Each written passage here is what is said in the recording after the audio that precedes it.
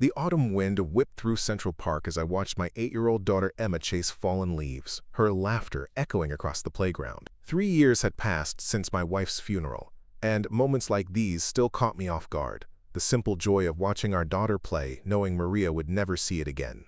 I adjusted my tie, checking my phone for the 15th time. Even on weekends, being CEO of Harrison Industries meant the world never stopped spinning.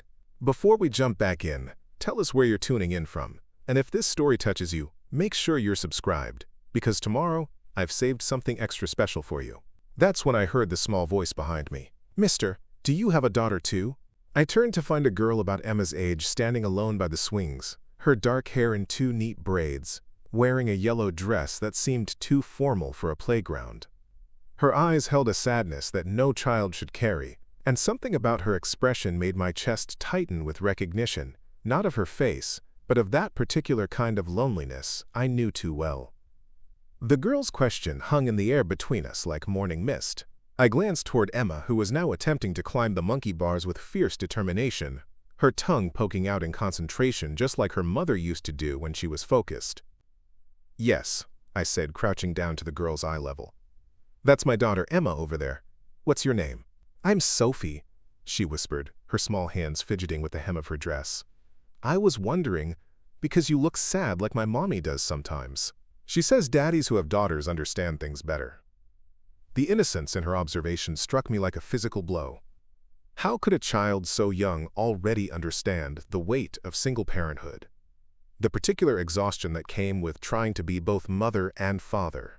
I found myself studying her face more carefully, noting the way she stood with perfect posture, the expensive quality of her clothes, the careful way she spoke as if each word had been practiced. Where is your mommy, Sophie?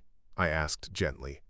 She pointed toward the other side of the park where a woman in a sharp business suit was pacing back and forth, phone pressed to her ear, her free hand gesturing animatedly as she spoke. Even from this distance, I could see the tension in her shoulders, the way she moved, with the controlled urgency of someone accustomed to making decisions that affected hundreds of people. She's always on the phone, Sophie said matter-of-factly, but she promised we could have lunch together today after her important call. She keeps promises, even when they take longer than she says they will. There was something profound in the way this little girl defended her mother's broken promises, while simultaneously acknowledging them. It reminded me of Emma's fierce loyalty when other kids at school asked why she didn't have a mommy like they did. Children, I realized, were experts at protecting the people they loved, even when those people couldn't protect them from their own disappointments. I watched Emma notice Sophie and immediately abandon the monkey bars, her natural friendliness drawing her toward this new potential playmate. Within moments, they were chatting like old friends, Emma showing Sophie her collection of interesting rocks she'd gathered from around the playground. Your daughter is nice, Sophie observed, smiling for the first time since our conversation began. She gets that from her mother, I said automatically, then felt the familiar pang that always followed mentions of Maria. 3 years, and I still spoke of her in present tense sometimes as if she might walk around the corner at any moment with her terrible jokes and infectious laugh. The following Saturday found me back at the same spot in Central Park, though I told myself it was purely coincidental. Emma had insisted on returning to the playground with the nice girl, and I hadn't had the heart to suggest anywhere else. Preparing and narrating this story took us a lot of time, so if you are enjoying it, subscribe to our channel. It means a lot to us. Now, back to the story. As we approached the familiar swing set, I spotted Sophie immediately, this time wearing jeans and a purple sweater that made her look more like the 8-year-old she was supposed to be. Her mother stood nearby, and for the first time, I got a clear look at her. She was younger than I'd expected, probably early 30s, with auburn hair pulled back in a ponytail and tired eyes that seemed to be taking inventory of everything around her. When she saw Emma running towards Sophie, her face transformed with a genuine smile that erased years from her features. You must be Emma's father, she said, extending her hand as I approached. I'm Rachel Chen. Sophie hasn't stopped talking about your daughter all week. Her handshake was firm, confident, the kind that came from years of business meetings and negotiations. But there was something else there too, a slight tremor that suggested she was as nervous about this interaction as I was. David Harrison, I replied. Sophie made quite an impression on Emma too. She's been asking to come back here every day. We settled onto a nearby bench, maintaining the careful distance of strangers who weren't quite strangers anymore, watching our daughters discover that friendship could bloom as easily as dandelions in spring. Emma was teaching Sophie how to pump her legs on the swing, while Sophie was showing Emma some complicated hand-clapping game that seemed to involve a lot of giggling. "I have to admit," Rachel said, her voice carrying a note of vulnerability I hadn't expected. "I was worried about bringing Sophie back. She doesn't make friends easily. We move around a lot for my work, and she's gotten used to being on her own." "What kind of work do you do?" I asked, though something about her polished demeanor and the way she unconsciously checked her phone every few minutes already suggested the answer. "Corporate consulting," she said, which I recognized as the kind of vague response people gave when they didn't want to get into specifics. "Mostly troubleshooting for companies in crisis. It requires a lot of travel, a lot of irregular hours. Not exactly ideal for single parenting." The phrase, single parenting, hung between us like a bridge neither of us was quite ready to cross. I found myself studying her profile as she watched Sophie, noting the way her shoulders relaxed when she looked at her daughter, how her entire posture softened from the commanding presence she projected to something more vulnerable and real. "Sophie's father?" I asked gently, then immediately regretted the question when I saw her jaw tighten. "Out of the picture," she said simply. "Has been since before she was born. His choice, not mine." The matter-of-fact way she delivered this information told me it was a wound that had scarred over but hadn't fully healed. I recognized the tone. It was the same one I used when people asked about Maria, that careful neutrality that kept deeper emotions safely locked away. "I'm sorry," I said. "That must have been incredibly difficult." Rachel turned to look at me then, and I saw surprise flicker across her features, as if she hadn't expected genuine sympathy rather than pity or judgment. "Some days are harder than others," she admitted. "Sophie deserves better than a mother who's constantly distracted by work calls and business emergencies. But I'm all she has, so I'm trying to figure out how to be enough." The honesty in her admission caught me off guard. In my world of corporate boardrooms and calculated conversations, people rarely revealed their vulnerabilities so openly. But sitting here in the afternoon sun, watching our daughters play, the usual walls seemed unnecessary. "My wife died 3 years ago," I found myself saying. "Cancer. Emma was 5, and I had no idea how to be a single parent. Still don't, most days." Rachel's eyes widened, and I saw genuine compassion replace the careful politeness she'd been maintaining. "I'm so sorry, David. That must have been devastating." "It was," I said simply. "Still is in different ways. But Emma—" I gestured toward my daughter, who was now hanging upside down from the monkey bars while Sophie cheered her on. "She keeps me moving forward. Some days I think she's the parent in our relationship." We sat in comfortable silence for a while, two people who understood the particular exhaustion that came with trying to be everything to a small person who deserved the world. I found myself stealing glances at Rachel, noticing things I hadn't observed during our brief encounter the week before, the way she unconsciously mirrored Sophie's movements, how she smiled whenever the girls laughed, the small scar on her chin that suggested a childhood accident with a story behind it. "Can I ask you something?" Rachel said suddenly, her voice hesitant. "How do you do it? Balance work and being there for Emma? I feel like I'm constantly choosing between being a good mother and being successful at my job, and I'm not sure I'm succeeding at either." The question struck at something I'd been grappling with since Maria's death.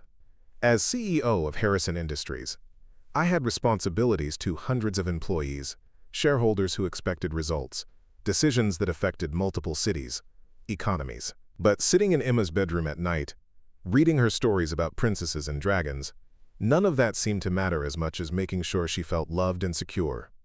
"Honestly," I said, "I don't think you ever stop feeling like you're failing at both. But I've learned that being present matters more than being perfect. Emma doesn't need me to be superhuman. She just needs me to show up." Rachel nodded slowly, as if testing the weight of this philosophy. "Sophie asked me last week why other kids have daddies and she doesn't. I didn't know what to say. How do you explain to an 8-year-old that sometimes life just isn't fair?" "You tell her the truth," I said, remembering similar conversations with Emma about why mommy wasn't coming back. Age-appropriate truth, but truth nonetheless. Kids are more resilient than we give them credit for, and they can usually handle honesty better than we can handle giving it to them. As if summoned by our conversation, both girls came running over, breathless and flushed with excitement. "Daddy," Emma announced, "Sophie knows how to play chess. Can she come over to our house sometime? Please?" I looked at Rachel, who was smiling at her daughter's hopeful expression. "If it's okay with Sophie's mom," I said carefully. "Can we, Mom? Please?" Sophie added, bouncing on her toes with excitement I hadn't seen from her before. Rachel looked between the girls, then at me, and I could see her weighing something in her mind. Finally, she nodded. "I think that would be nice. If Mr. Harrison doesn't mind having an extra chess player around." "David," I corrected gently. "And I'd be happy to have you both over. Fair warning, though, I make terrible pancakes but excellent scrambled eggs. Mom makes terrible everything except sandwiches," Sophie announced cheerfully, causing Rachel to laugh, a real laugh that transformed her entire face. "Thanks for sharing that with everyone, sweetheart," Rachel said, but she was still smiling. As we exchanged phone numbers and made tentative plans for the following weekend, I found myself looking forward to something for the first time in months.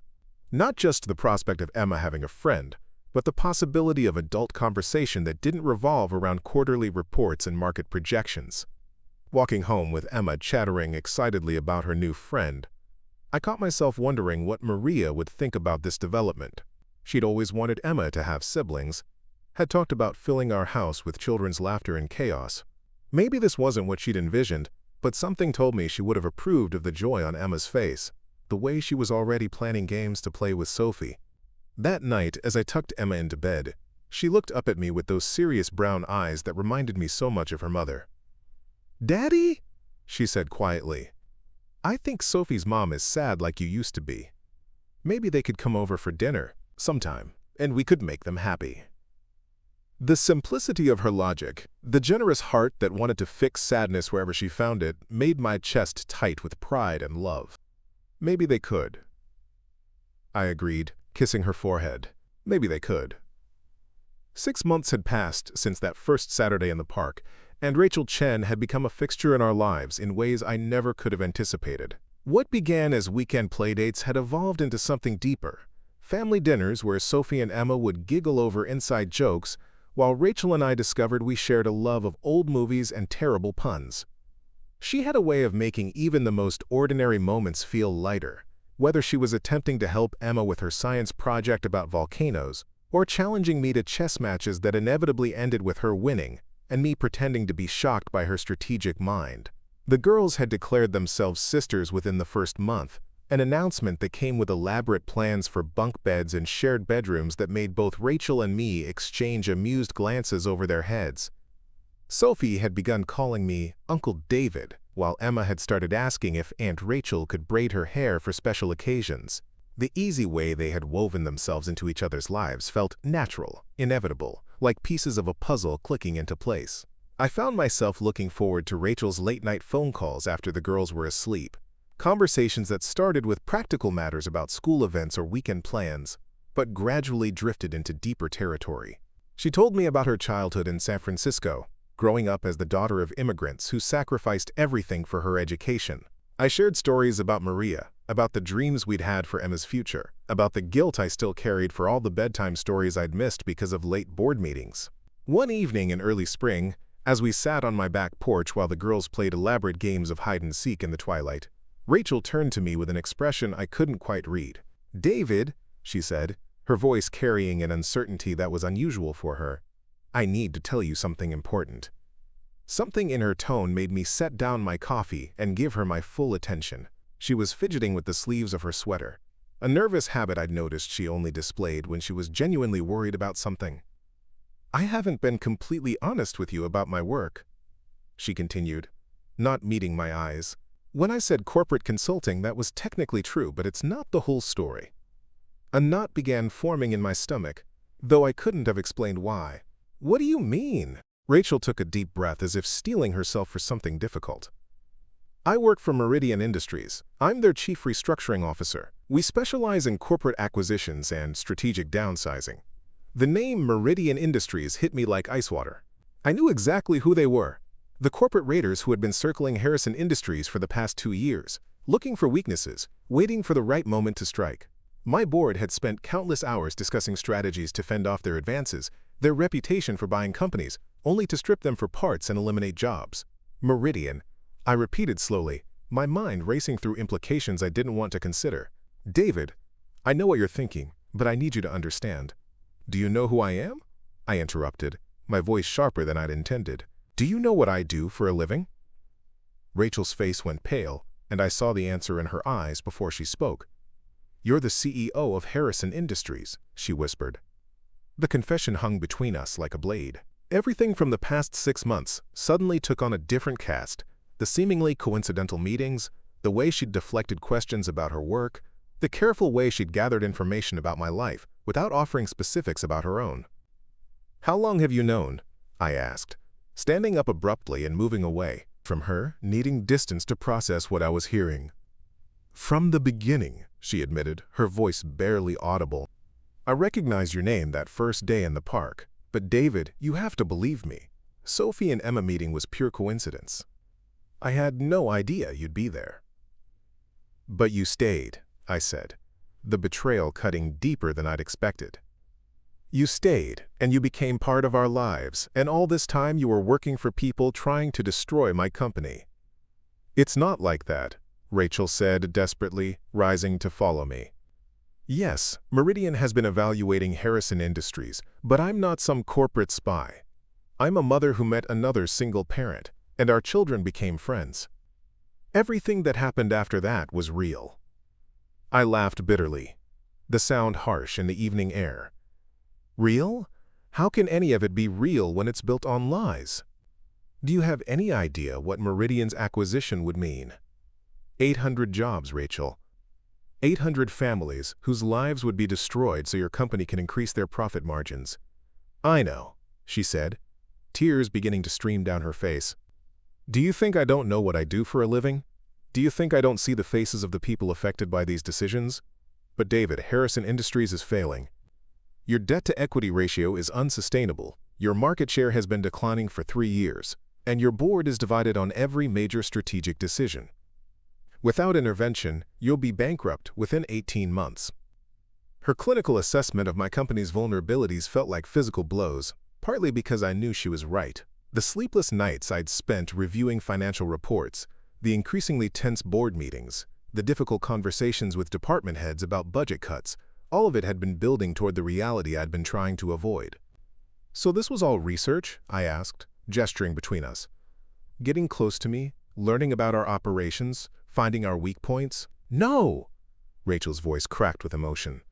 David, I fell in love with you. I fell in love with Emma. I fell in love with the life we were building together. Every moment we've shared has been the most genuine thing in my life. The word, love, should have meant something, should have softened the betrayal, but instead it made everything worse. How could she claim to love me while working to dismantle everything I'd built? How could she watch Emma and Sophie play together, knowing she was planning to destroy their father's legacy? The girls, I said suddenly, the full scope of the situation hitting me. Sophie and Emma think they're sisters. They've been planning sleepovers and shared bedrooms and futures that can never happen now. They don't have to know, Rachel said desperately.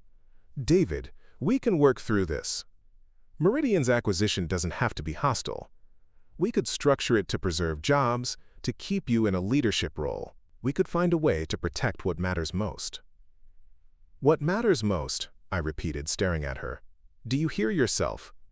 You're talking about my life's work like it's a business problem to be solved. This company isn't just numbers on a spreadsheet. It's my father's legacy. It's the foundation of everything Emma's future is built on. From inside the house, I could hear the girls' laughter, oblivious to the adult world crashing down around them. In a few minutes, they'd come looking for us, expecting bedtime stories and goodnight hugs, not knowing that everything they'd come to depend on was about to disappear.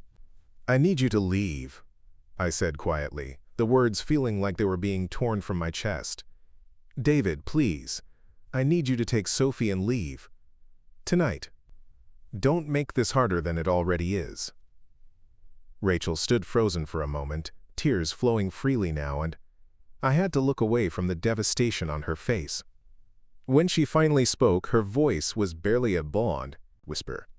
What do I tell Sophie? She loves you. She loves Emma. How do I explain to an 8-year-old that sometimes the people who make you happiest are the same ones who can hurt you the most? The question felt like an accusation, and maybe it was. Maybe we were both guilty of letting our children get attached to something that was doomed from the start. Maybe we should have been stronger, more careful, more aware of the potential for exactly this kind of devastation. "Tell her the truth," I said, echoing the advice I'd given her months ago about different circumstances entirely. "Tell her that sometimes adults make mistakes, and sometimes those mistakes hurt the people we care about most."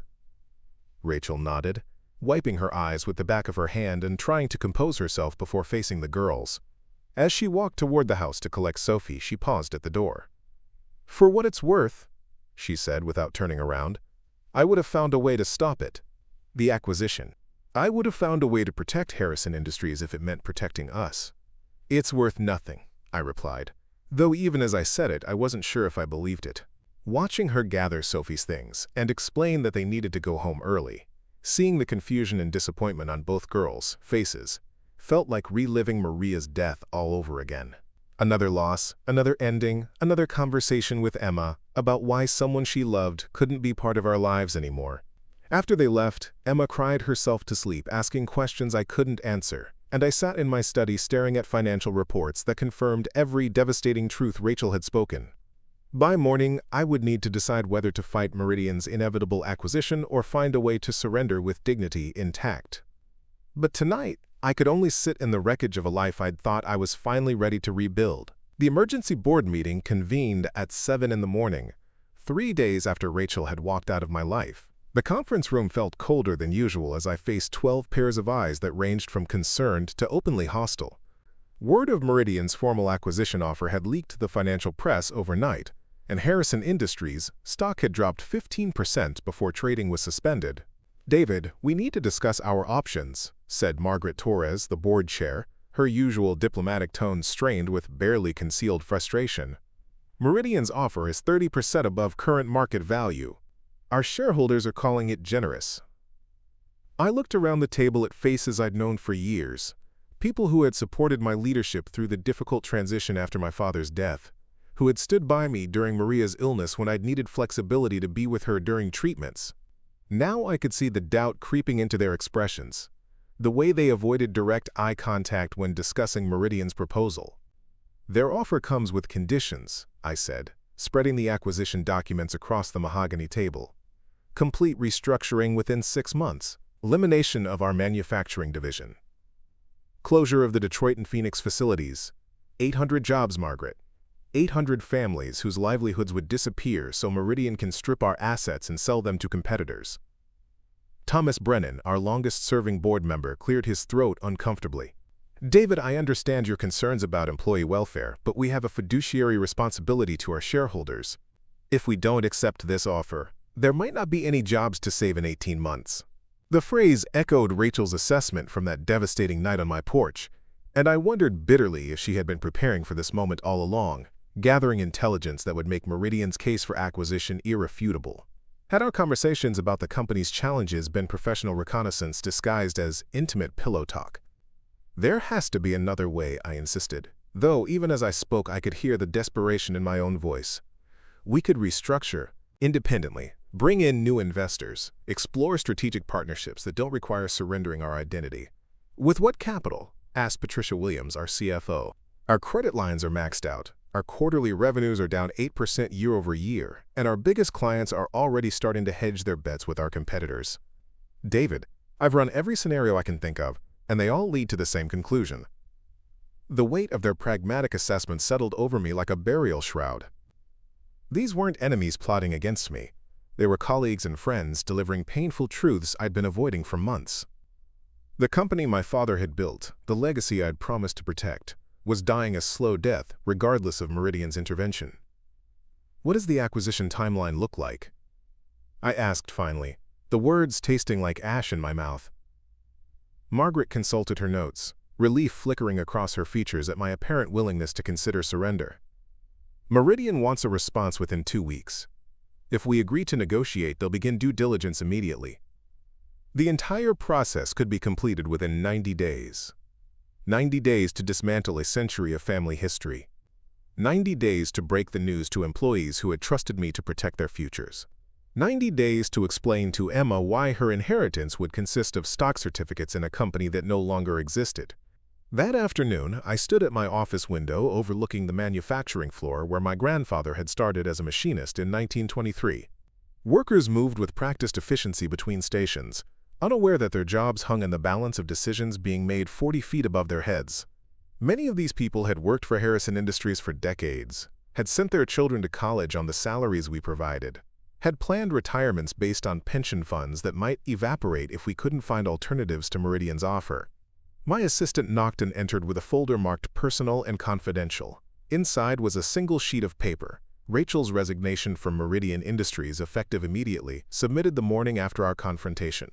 No explanation, no forwarding address, just a formal notice that she was withdrawing from all current projects and terminating her employment contract. The gesture should have felt like vindication, proof that she had chosen our relationship over her professional obligations. Instead, it felt like another loss. Another casualty of circumstances beyond my control. Rachel had sacrificed her career for principles that might not even matter if Harrison Industries was doomed regardless of Meridian's involvement. Emma had stopped asking when Sophie would visit again, though I caught her standing at her bedroom window some evenings, watching the street as if willing her friend to appear. She had grown quieter, more withdrawn, sensing the tension that permeated our house despite my efforts to shield her from adult concerns. At 8 years old, she was already learning that the people you love could disappear without warning, leaving only questions and empty spaces where their presence used to be. The weekend stretched endlessly before us, 48 hours to fill without the playdates and family dinners that had structured our Saturdays and Sundays for months.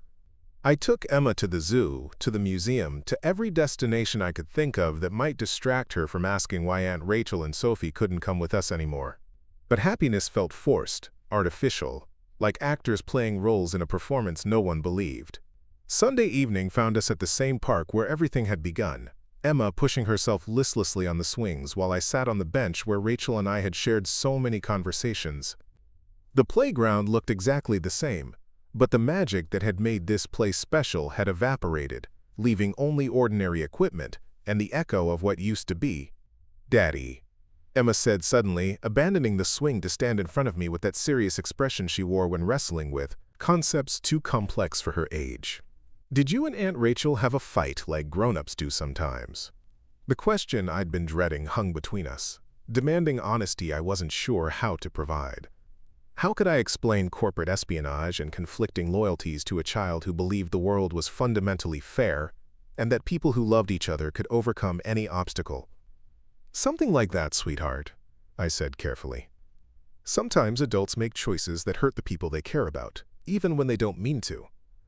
"Will you ever be friends again?" she asked, hope and uncertainty warring in her voice. I pulled her onto my lap, breathing in the familiar scent of her shampoo and the lingering traces of playground sand in her hair. "I don't know, Emma. Sometimes when people hurt each other badly enough, it's too hard to go back to the way things were." She was quiet for a long moment, processing this information with the gravity of a child who had already learned that loss was permanent and promises could be broken through no fault of her own. "I miss Sophie," she whispered against my chest. "I know you do," I replied, my voice thick with my own grief. "I miss them too." As we walked home through the gathering dusk, I realized that regardless of what happened with Meridian Industries, some things could never be restored. The easy trust between Rachel and me, the innocent friendship between our daughters, the future we had begun to imagine together, all of it had become collateral damage in a war neither of us had chosen but both of us were destined to lose.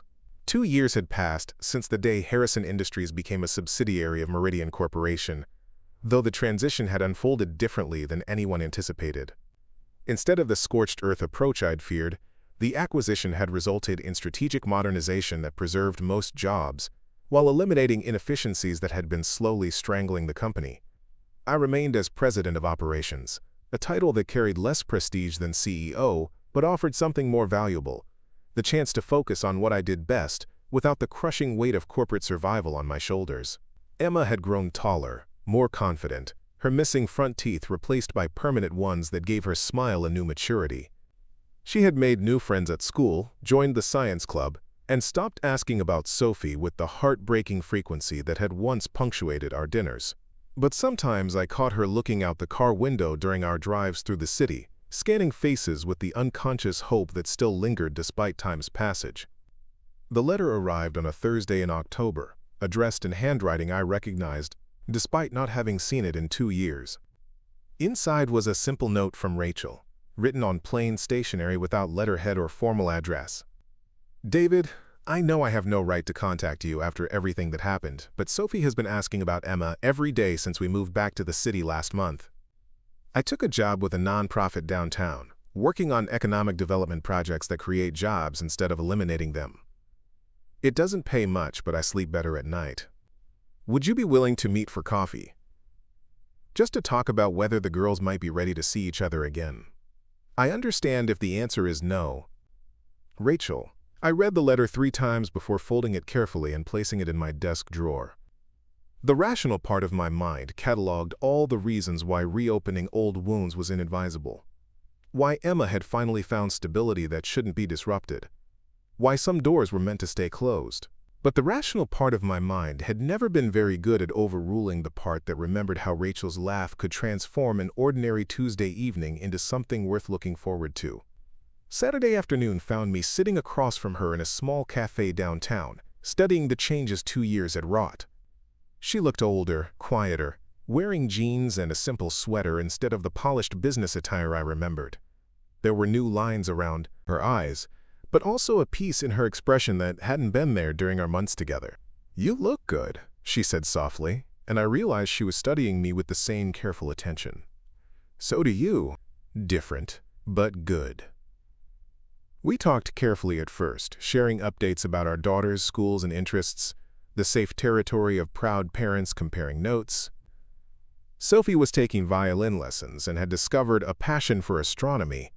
Emma had joined the debate team and was learning French. Normal childhood developments that felt monumental after 2 years of silence. "I think about that night constantly," Rachel said finally, her voice barely above a whisper. "About the choice I made to stay silent. To let you fall in love with someone who was essentially lying about who she was. I can't undo that, but I need you to know it's the biggest regret of my life." "I think about it too," I admitted. "But mostly I think about how we let our children pay the price for decisions they didn't make." When we finally agreed to let the girls meet the following weekend, it was with the understanding that we were opening a door whose consequences we couldn't predict. Emma's joy when I told her Sophie was back in town was immediate and uncomplicated. 8-year-old emotions unencumbered by adult grudges and complicated histories. The reunion took place at the same park where everything had begun, a choice that felt both inevitable and terrifying. Watching Sophie and Emma run toward each other across the playground, their squeals of delight carrying across the autumn air, I felt something loosen in my chest that I hadn't realized I'd been holding tight for 2 years. Rachel and I sat on our familiar bench, maintaining careful distance while our daughters dissolved the intervening years with the magical efficiency of childhood friendship. We didn't discuss the future or make promises about what came next. Instead, we simply existed in the present moment, 2 imperfect people who had hurt each other badly but still cared enough to want their children's happiness above their own comfort.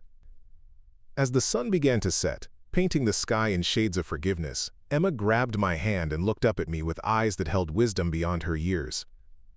"Sometimes people need time to remember how to be friends again," she said, as if explaining something obvious to a particularly slow adult. Looking at Rachel, who was smiling through tears as Sophie whispered excitedly about all the things she wanted to show Emma, I thought my daughter might be right. Some endings weren't really endings at all, just pauses before a different kind of beginning. Up next, you've got 2 more standout stories right on your screen. If this one hit the mark, you won't want to pass these up. Just click and check them out.